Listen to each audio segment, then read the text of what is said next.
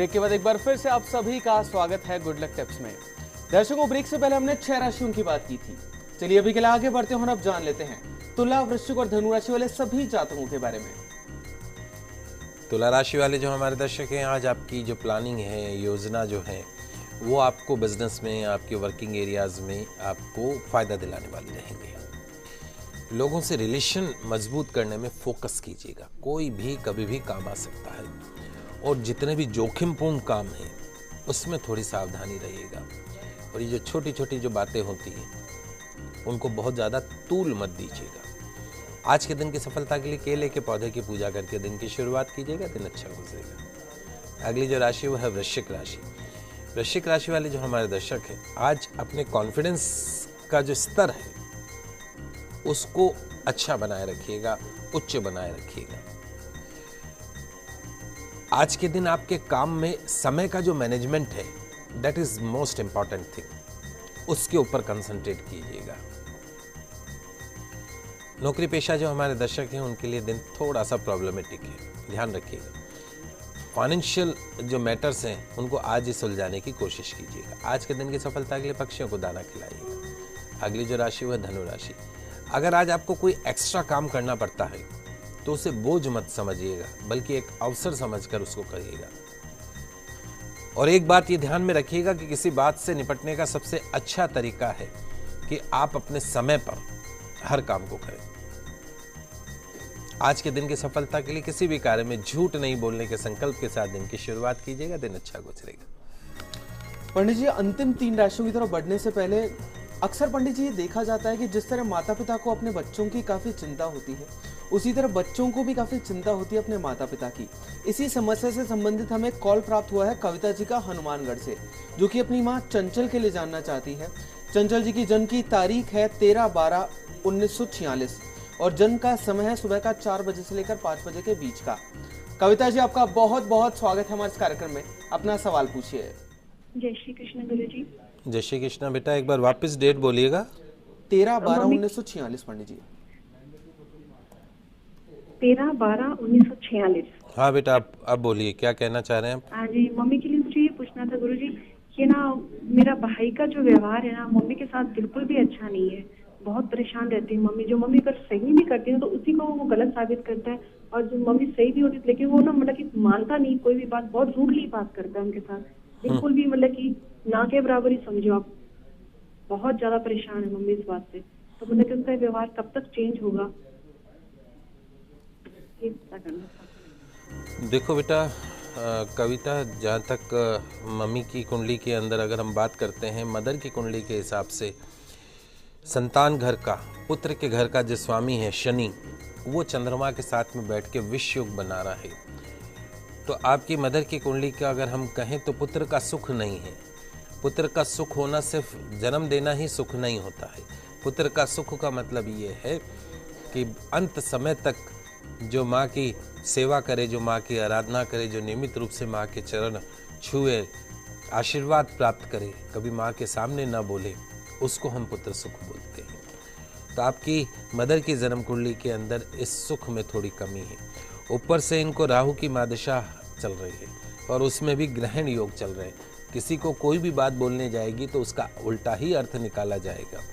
सरल सा उपाय जो कर सकते हैं वो मैं आपको बता देता हूँ। अगर माताजी सक्षम हो और कर सकते हो तो उनको क्या करना है, उनको एक तो सप्ताह में एक बार मंगलवार या शनिवार का दिन वो अगर पकड़ के चलें और उस दिन सुंदरकांड का पाठ कर लें।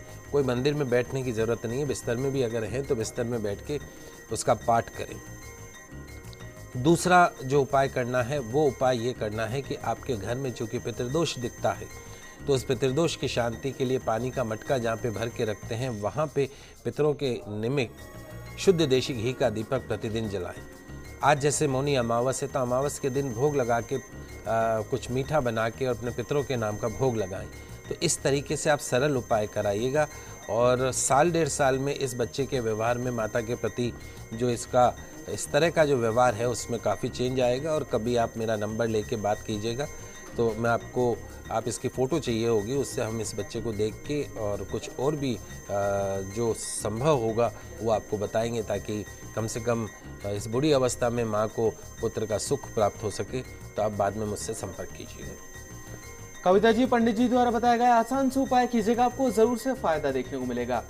पंडित जी, अभी के लिए एक और दर्शक हमारे साथ जुड़ी हैं, अलका जी हैं अजमेर से। इनकी जन्म की तारीख है 24/4/1974 और जन्म का समय है रात का 8:40 का। और पंडित जी, इनके पति की जन्म की तारीख भी दी है इन्होंने।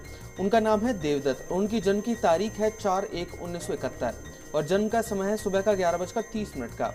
पंडित जी, इन दोनों में बनती नहीं है, अलका जी में और देवदत्त जी में शायद से।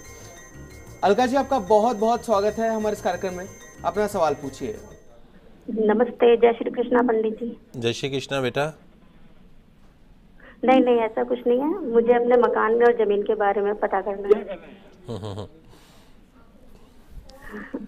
मुझे ये जानकारी चाहिए कि हमारा जमीन का केस चल रहा है। किस चीज का बेटा? जमीन के विवाद का। अच्छा, तो केस किसके नाम से? केस मेरे पति और मेरे नाम से ही जमीन है। अच्छा। और क्या कहते हैं, मेरे नाम से जमीन है और मेरे पति के नाम से। तो हम उसके बारे में हमें पता करना, 8 साल से केस चल रहा है कि देखो बेटा, हाँ, मैं आपको बिल्कुल मैं आपको बता देता हूँ। आपके पति की जन्म कुंडली में चूंकि इनकी जन्म से वृश्चिक राशि है, तो वृश्चिक राशि की शनि की 7.5 अभी 26 जनवरी कल खत्म हुई है। इस साल आपको कोर्ट कचहरी से रिलेटेड जो मैटर्स हैं उसके अंदर आपको काफ़ी फायदा हो सकता है। चूँकि नीच का चंद्रमा है, तो सूर्यास्त के बाद दूध, दही, चावल, सफ़ेद चीज़ों का सेवन इनको बंद करवा दीजिए आफ्टर सनसेट। नियमित रूप से भगवान शनि की आराधना, हनुमान जी की आराधना इनको अवश्य करनी है। आपकी इस जन्म कुंडली में मंगल शनि का कॉम्बिनेशन है, जो थोड़ा हार्ड कॉम्बिनेशन माना जाता है। यदि आप जीवन का संपूर्ण सुख प्राप्त करना चाहती हैं, चाहे वो दाम्पत्य सुख हो, ज़मीन जायदाद, गाड़ी घोड़ा, बंगला, शरीर का, फाइनेंशियल, तो एक बार खेजड़ी के पेड़ के नीचे या खेजड़ी के पेड़ के दंड के समक्ष मंगल शनि की शांति करवाइएगा, उससे फायदा होगा। तो चलिए दर्शकों, भी आगे बढ़ते हैं और अब बात कर लेते हैं अंतिम 3 राशियों की, जो कि है मकर, कुंभ और मीन राशि। मकर राशि वाली जो हमारे दर्शक हैं, आज कॉन्फिडेंस बना के रखिएगा, फाइनेंशियल स्टेटस मजबूत होगा, क्योंकि आज एक्स्ट्रा पैसा आप कमा सकते हैं, व्यापार अच्छा चलेगा और अपने जीवन को अपने व्यवहार से सुंदर बनाइएगा। बुजुर्गों का दिल आज नहीं दुखाना है, ध्यान रखिएगा। अगली जो राशि हो कुंभ राशि, आज का दिन आपके लिए थोड़ा प्रॉब्लमेटिक हो सकता है, कोई नया काम शुरू मत कीजिएगा। व्यापारी जो हमारे दर्शक हैं, परेशानी और उलझनों वाला आज दिन है, बड़ा लेन देन मत कीजिएगा, मसालेदार खाने से बचिएगा, माँ तुलसी का सेवन करके आज दिन की शुरुआत कीजिएगा। अंतिम जो राशि हो मीन राशि, आज कड़ी मेहनत करनी पड़ेगी, रोज़मर्रा के काम पूरे होंगे, बोलचाल में संयम रखिए और फाइनेंशियल मैटर्स पे बहस के कारण मानसिक तनाव और मन मुटाव हो सकता है, तो नोटबंदी पे चर्चा मत कीजिएगा। बैल को गुड़ खिलाइएगा, दिन अच्छा गुजरेगा। तो दर्शकों, ये तो हमने बात की आज के दैनिक राशिफल की। चलिए अभी के लिए आगे बढ़ते हैं और अब बात कर लेते हैं पंडित जी से कि आज का गुड लक टिप क्या कुछ खास लेकर आया है आप सभी के लिए। दोस्तों, हमारे धार्मिक ग्रंथ सिर्फ धर्म, पूजन और आध्यात्म के बारे में ही जानकारी नहीं देते हैं, जीवन को, लाइफ को कैसे एंजॉय करना चाहिए, कैसे जीना चाहिए, इसके बारे में भी बताते हैं। अगर ग्रंथों की हर बात को तर्क और बहस के आधार पर देखा जाए, परखा जाए, तो ज़रूरी नहीं कि आप उस सत्य तक पहुंच सके जिसका उपदेश ग्रंथ देना चाहते हैं, क्योंकि ग्रंथों की कई जो बातें होती बहुत गूढ़ होती हैं, गहरा संदेश उसमें छिपा हुआ होता है। उसे समझने के लिए तर्क, वितर्क, कुतर्क, बहस और शास्त्रार्थ का सहारा लेने की आवश्यकता नहीं। आज कुछ ऐसे काम के बारे में बता रहा हूं जिन्हें करने से ईश्वर भी आपकी कोई मदद नहीं करेगा। बेहतर होगा ऐसे जो काम हैं उनसे दूर रहा जाए। शास्त्रों में कहा गया है कि जहां नारी का सम्मान होता है वहां देवताओं का वास होता है। रावण बहुत बड़ा विद्वान था, उसने तपस्या करके कई अद्भुत शक्तियों को प्राप्त किया था। चिकित्सा, युद्ध, ज्योतिष, अनेक विद्याओं का ज्ञाता था, लेकिन उसकी प्रवृत्ति तामसी थी।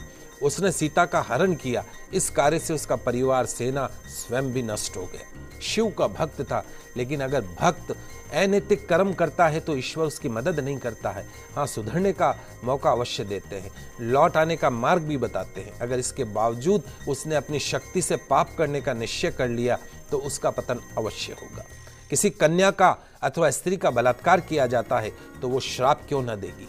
इस पर विचार कीजिए।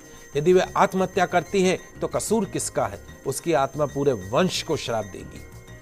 सीधी आत्मा के श्राप से बचना कोई सहज नहीं है। दुष्कर्मी के जो वंश को उसको भुगतना पड़ता है। ऐसे कार्य पतन का कारण बनते हैं। शास्त्रों में महिलाओं का सम्मान करने के लिए कहा गया है, नारी को माता, पुत्री, बहन के समान आदर देने के लिए उपदेश दिया है। जो घर, समाज और देश इनका आदर नहीं करता वो शीघ्र ही नष्ट हो जाता है। तो कृपा करके घर की महिलाओं का सम्मान करना मत भूलिए। तो दर्शकों, हम आशा करते हैं कि हमारे कार्यक्रम आज आपको काफी पसंद आया होगा। पंडित जी, हमारे स्टूडियो में आने के लिए और दर्शकों की समस्याओं का समाधान करने के लिए आपका बहुत बहुत शुक्रिया। आप सभी का आज का दिन मंगलमय हो, शुभ हो। जय श्री कृष्णा, जय माता की, जय श्री। दर्शकों, आप सभी हमें सोमवार से शुक्रवार कॉल कर सकते हैं और जान सकते हैं अपनी सभी समस्याओं का समाधान हमारे स्टूडियो नंबर्स पर कॉल करके। दर्शकों, कल फिर मिलेंगे, तब तक के लिए खुश रहिए, अपना ख्याल रखिए। नमस्कार।